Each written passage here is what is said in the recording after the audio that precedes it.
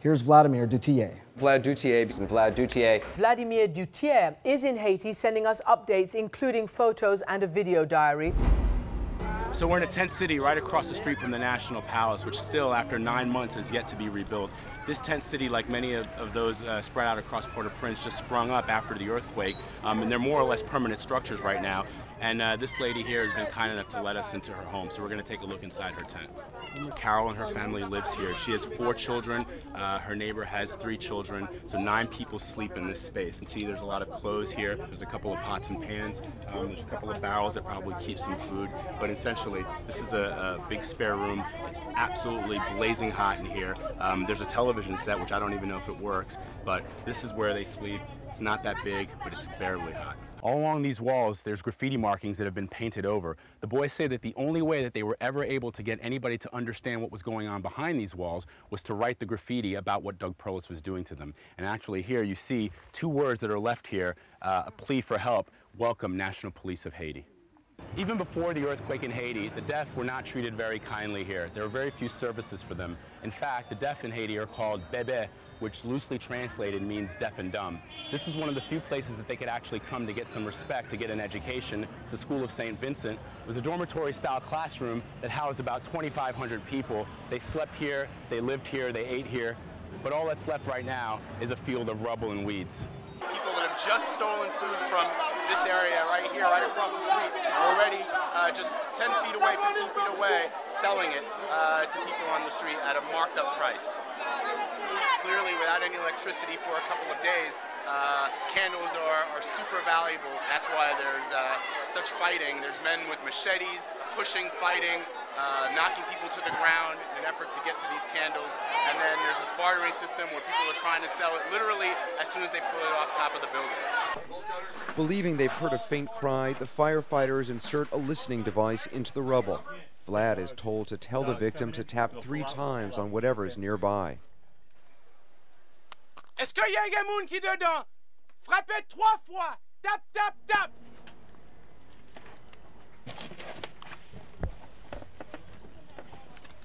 Where's your location? Yeah, good. As I looked around and I just started looking, and I said, I wonder where my grandparents are buried, if they're even buried in Port-au-Prince. I have no idea. And I then sent a quick text to my father after we were on our way already out, and he confirmed it was this cemetery. Dead end, dead end. Banger right here. I'm running into a couple of dead ends, but I think we'll try going that way and see what we come up with. Tonight, a man sits in a Rhode Island jail waiting sentencing for heinous crimes he got away with for years. They happened in Haiti, and his victims were among the country's most vulnerable, orphans living on the streets. The man sitting in jail tonight targeted these children while living a double life in plain sight. Now, I need to warn you, the abuse you're about to hear described is graphic and it's disturbing. Here's Vladimir Duthiers. When Doug Perlitz arrived in Cap Haitian in the 1990s to work with homeless street kids, he seemed like a savior. Perlitz built a school where boys could be safe. It became known as the Village, a place where boys who had nothing could come to learn, eat, sleep, and play. Francilli and John Charles came to the Village when he was 12 years old. When I met Mr. Douglas, he appeared to us like Jesus Christ himself come to rescue us. Brian Russell was an early donor to Perlitz's project. We opened the gates up to the village, and it was like this paradise. There was no garbage in the village. There were buildings that were not in complete disrepair, and it seemed like an oasis in the middle of, a desert. Perlitz raised a lot of money and was beloved by the local community. What no one knew, however, was that behind the smiles and the good deeds, Doug Perlitz was actually a monster.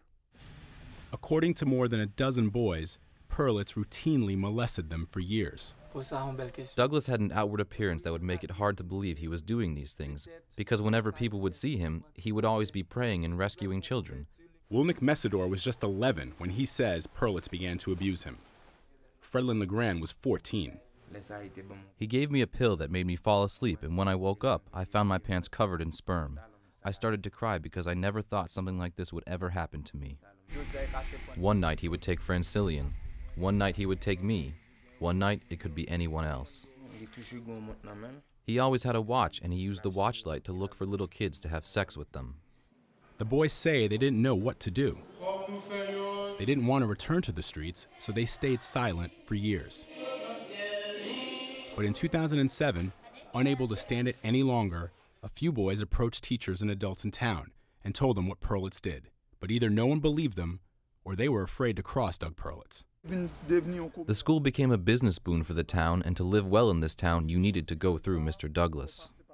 Some boys, in desperation, began to scrawl messages on the school walls, hoping to get someone's attention.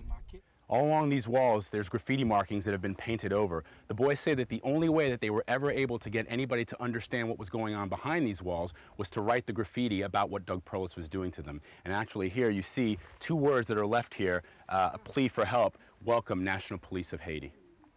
The police, however, never came.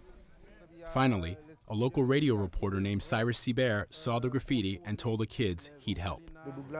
I told the boys, I will go to the end with you. Are you ready? And they said, no problem. Seibert interviewed one of the kids on his radio show, but at first, Haitian authorities and American donors refused to believe them. There was no way that this man could have committed these things that people were accusing him of. It seemed utterly out of the realm of possibility. There was too much goodness, the heart was too big. It wasn't until the spring of 2008 that an American volunteer discovered something was terribly wrong. Brian Russell got a call from the volunteer at the school. She related a story to me where one of our older boys had raped one of our younger boys. Our volunteer went to the Haitian headmaster of the school and said, we have to do something more about this. We can't have children raping each other. And his response was, well, that's really hard because Douglas has been doing this for the last 10 years. Confronted by his donors, Perlitz fled Haiti and returned to the U.S., where a year later, U.S. Immigration and Customs Enforcement agents arrested him and charged him with allegedly abusing 18 underage boys. On his computer, they found links to pornographic websites, which according to court documents said Perlitz, quote, showed one or more minors homosexual pornography or displayed homosexual pornography on his laptop computer to entice and persuade the minors to comply with the sex acts. Perlitz initially refused to cooperate with police, but this past August, he struck a plea deal, admitting only that he had sex with 8 minors and confessing that he traveled from the U.S. to Haiti to have sex, which is just one of the 24 counts he originally faced. In a handwritten confession, he wrote, one of the dominant purposes of that trip was to engage in illicit sexual conduct with one of the minor boys. Perlitz faces up to 20 years in prison and will be sentenced on Tuesday. Those who once supported Perlitz are still trying to understand how all of this could have happened. You feel like you want to go hug those kids, and you want to save those kids, and you can't. Many of the kids are now young adults and view Perlitz's limited confession as some measure of justice. For us, this is a victory. A victory because in the beginning, Doug denied it. He said I was a liar, that the boys were liars. I felt proud because everybody used to say that I was lying, but I knew I was telling the truth. For these young men, the truth has come with a heavy price. The school is closed, the staff laid off, and they're back on the streets. The same streets where Doug Perlitz found them so many years ago. Vladimir Duthiers, CNN, Cap-Haitian, Haiti. Listen to life in this tent city. Whatever sound you may hear, those who live here never will. That's because this is a camp for only the deaf. Tara Thorne is an interpreter from New York who's been working here. It's a small tent city of around 400 people, and most of them are deaf. It's hard because you feel isolated and you can't communicate with your parents during dinner time. They're all talking and you can't hear it. According to international aid organizations, there are close to 100,000 people who are deaf in Haiti. People who are deaf in Haiti are always looked on as imbeciles, rejected by society. When the hearing talk to somebody who's deaf, they don't give them any respect. The disrespect and rejection were more apparent in the aftermath of the earthquake. Jimmy is deaf and mute. He couldn't even scream for help. During the earthquake, I noticed there were a lot of foreigners that came to help. But for deaf people, there was nobody helping us, so deaf people were helped last. No one bothered to check on Mary Ellen, who was unconscious for 7 hours. She was declared dead. After the earthquake, I was taken to a morgue, and I was there at the morgue, and I woke up, and the people were surprised I was alive. When I woke up at the morgue and looked all around, there were a bunch of people around me that were dead. Even before the earthquake in Haiti, the deaf were not treated very kindly here. There were very few services for them. In fact, the deaf in Haiti are called bébé, which loosely translated means deaf and dumb. This is one of the few places that they could actually come to get some respect, to get an education. It's the School of St. Vincent. It was a dormitory-style classroom that housed about 2,500 people. They slept here, they lived here, they ate here, but all that's left right now is a field of rubble and weeds. Jethro was at the School of St. Vincent's when the earthquake hit. My mother was looking for me and couldn't find me. And then after 8 days, my mother found me at the hospital and saw me and was crying because I was suffering. His suffering got worse when doctors told him they'd have to amputate his leg. I lost a lot of blood and my leg was completely infected. They had no choice, it was so infected. They had to cut it. He was fitted with a prosthetic, but prefers his crutches. He now uses his hands not only to communicate, but also to carry his body. Jobs are limited for the deaf in Haiti, and for a deaf amputee, there are even fewer opportunities. I have memories of what I used to do before I lost my leg, and now life has become much more difficult. But I don't have a choice. I have to work. He's found work at the camp that's become his home. He's part of a construction team that's building houses for deaf families.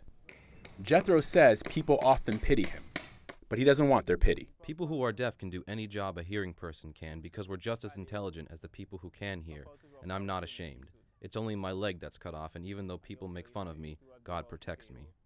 Those who live here believe God's protected them from the earthquake and delivered them to this camp. And for that, they say, they're blessed. Vladimir Duthiers, CNN, Port-au-Prince, Haiti. This is Vladimir Duthiers with AC360. 6 months ago, an earthquake devastated the island of Haiti, killing an estimated 300,000 people and leaving over 1.5 million people homeless and in the streets. CNN covered the story back then with an extensive coverage that lasted over a month. We showed you stories about desperation, undignified deaths, This entire pit is filled with people. heroic rescues,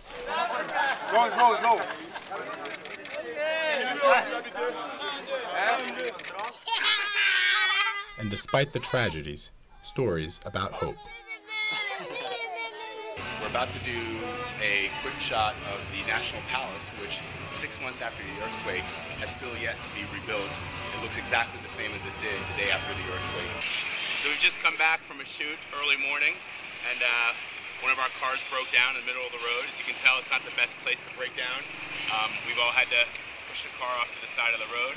Now we're all crammed into one truck, headed back to the hotel. But the Haitian people are in dire need of action that has to come a lot quicker than it already has. But as for us, myself, Neil Halsworth, Sanjay Gupta, Ivan Watson, Anderson Cooper, Charlie Moore, we're on our way back home. Gary Tuckman and Justine Redmond, along with Phil Littleton, will stay here in Haiti. They'll keep bringing to you the stories that matter. But as for us, this is a wrap. We're done. We're out of here.